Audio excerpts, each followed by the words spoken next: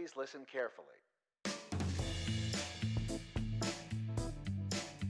Hello, universe, and welcome to the Optimist Daily Update. I'm Kristy Jansen. And I'm Summers McKay. And we're part of the team behind the Optimist Daily, making solutions the news. We bring you reader-funded solutions news every day in order to change the tenor of news media, social media, and the direction of your day to help make it one focused on solutions.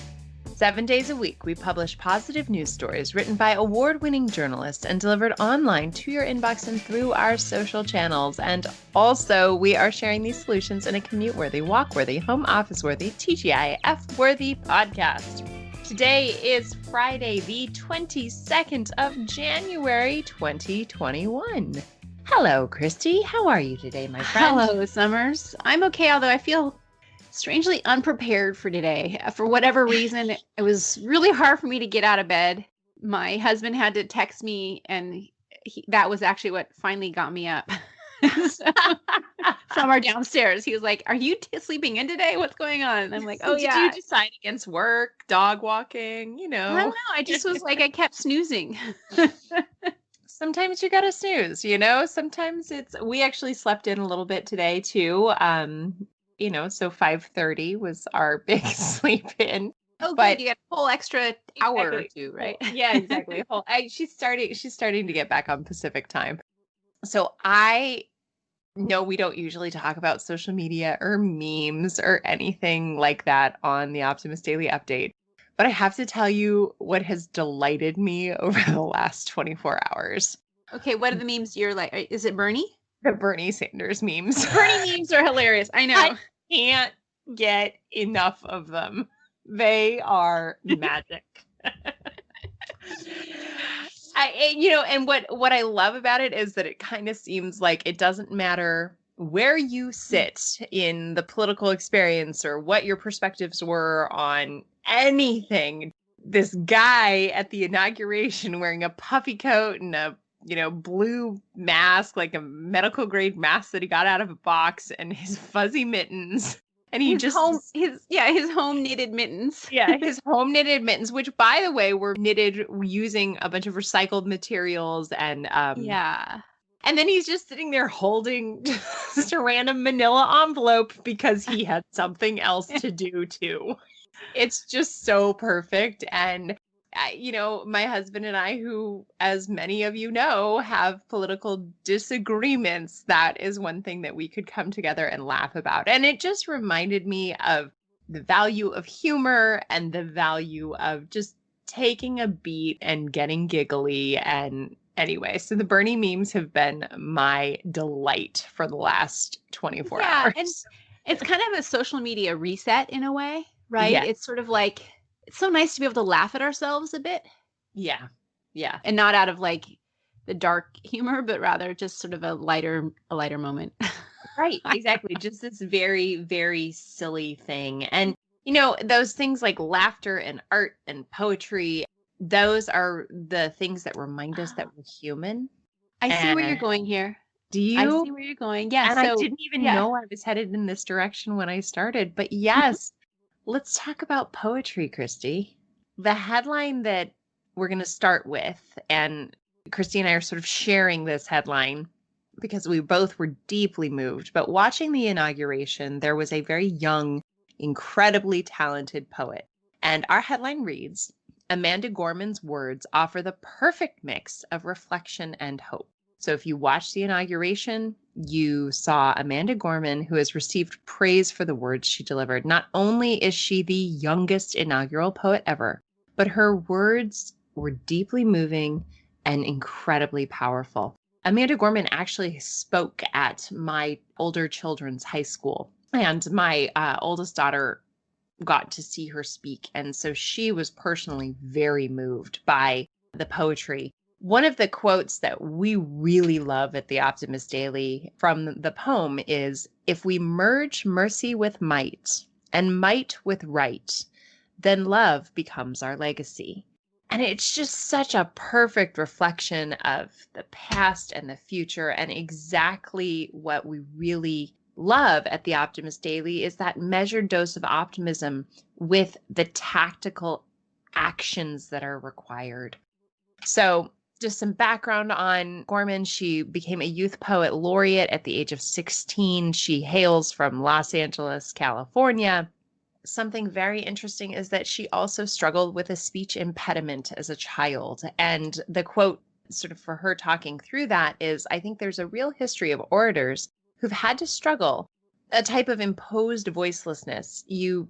Having the stage at that inauguration was just remarkable. And she said, so it's really special for me. I loved Amanda. And I know when we were all watching the inauguration, for those of you guys who did listen on Wednesday, Amelia, Kristy, and I were all typing to each other furiously on Skype saying, we can't record today. We have to watch this. And she brought tears to my eyes. Yeah. Well, I also very much appreciated that performance, along with some of the other things that day. The musical performances were also quite remarkable, I thought.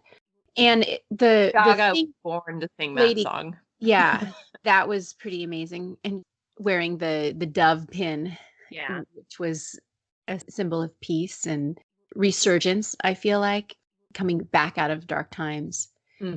So resilience and hope. The importance to me also of the whole ceremony is that it is those kinds of things.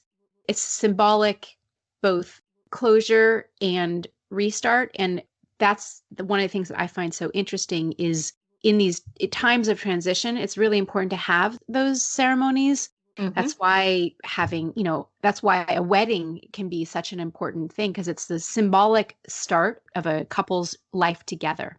Exactly. Like the rituals and traditions of passings, and whether it's passings, that's or birth exactly. or marriage. So, we baptized our daughter, and my husband and I are not, we were both baptized Catholic ourselves, but we are not regular practicing Catholics. But it was a ritual to celebrate her joining our family, and it was a ritual to anchor her with her godparents. And so it is those rituals, those ceremonies, and, doing them with grace and honor is so important. And I was like you, just so glad this had grace and honor. Right. And so in the transition. So there is something, but it's something very human with the point I'm making. Yes, there's the religious overtones of different religions, but there's also democracy is the secular religion of America, right? It is sort of how we identify ourselves. And so for this ceremony that was why it was important to me, especially after the 2 weeks earlier when we had, the crisis at the Capitol. Right. And so I felt like that was why it had more meaning to me than just a normal inaugural ceremony, which I always am interested in.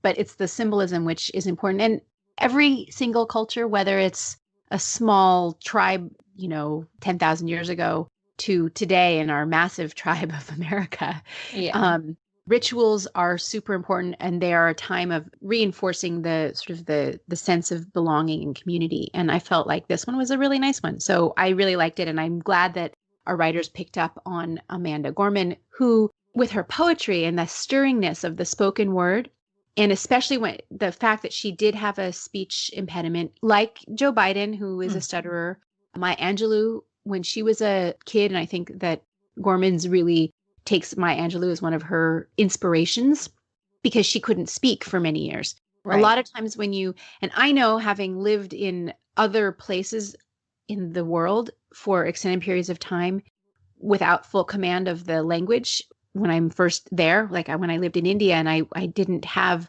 full command of Hindi. I mean, I was there to learn it, but I spent time in Brazil, I spent time in Argentina. Without having the ability to express everything through words, it really makes you appreciate the power of being able to speak and to be understood and to speak clearly.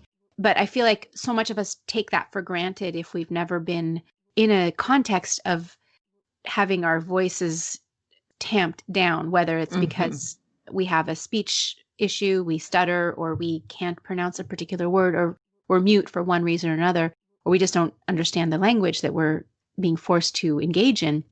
Once you do regain that ability, it makes you so appreciate it. And that's the opportunity in adversity, I think, is it really makes you appreciate what you end up with.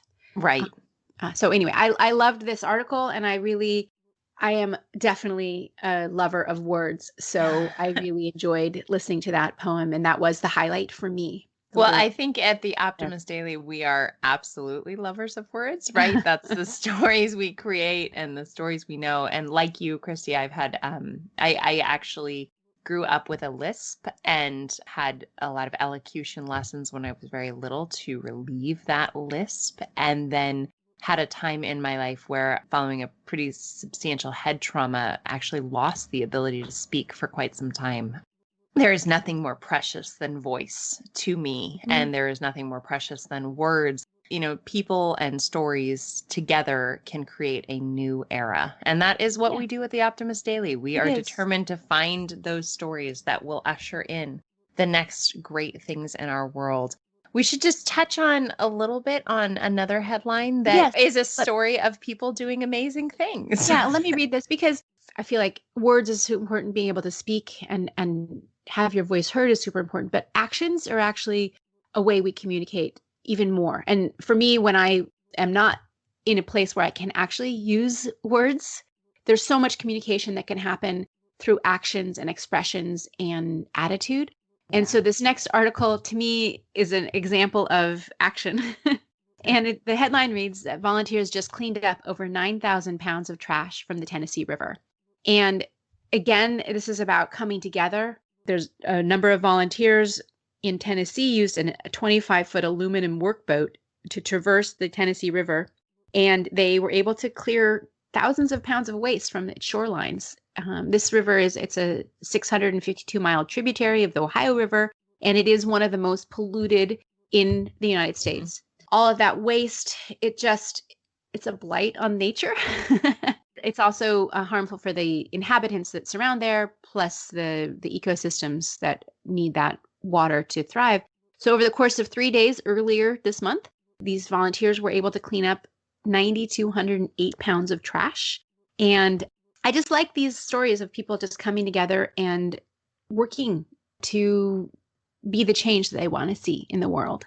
Kathleen Gibby was the executive director of Keep the Tennessee River Beautiful, which is an environmental volunteer group that spearheaded this action.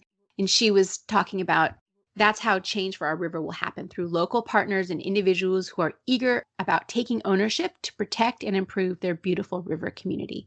And I agree with her that this is an inspiration to see that kind of coming together. So I just wanted to highlight that because it's that action, it's the coming together, and it's the, when you merge, mercy with might and might with right, then love becomes our legacy. And that is the touchstone I want to bring into this next year for myself, for my community, and for all of us here at the Optimist Daily. Well, thank you for that. And I think that is a good note to wrap up our week. It has been an extraordinary week for our country and our world. And we are just grateful for everyone who supports the Optimist Daily and supports us. Please go ahead and read other headlines on the Optimist Daily today. Check out our view over the weekend. We have a very special view, which we're actually going to send to all optimists and emissaries, not just our emissary readers. And thank you for listening to the Optimist Daily Update. We promise to continue to share positive, solution-based stories with ideas on how you can participate in this changing world and ensure it is changed for the good. We promise to cover current events with accuracy, legitimate sources, and offer you the information needed most to chart new paths for all of us. And if you have the means and you're not already an emissary, please consider becoming one on theoptimistdaily.com. And starting at just $5 a month, you can help support reader-funded independent journalism and be a part of this solution, changing consciousness and addressing our world's biggest challenges with a problem-solving mindset. Help us keep the Optimist Daily free for everyone who needs it, supported by those of us who can. Thank you so much for being here. Have a great weekend, everybody. Summers, and we will talk to you on Monday. Bye, guys. Thank you.